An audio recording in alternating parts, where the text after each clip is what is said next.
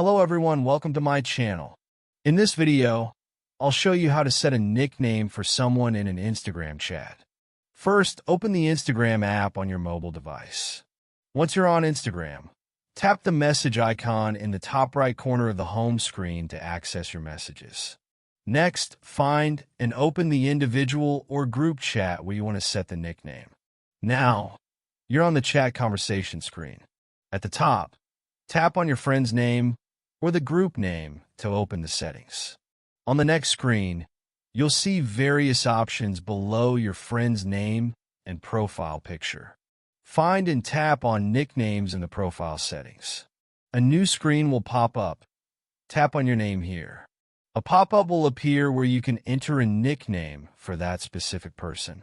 Type the nickname you'd like to assign. Once you've entered the desired nickname, tap Done to save it. The nickname you set will be visible only to you and that person in the conversation. If you found this helpful, don't forget to like and subscribe for more tips. Thanks for watching.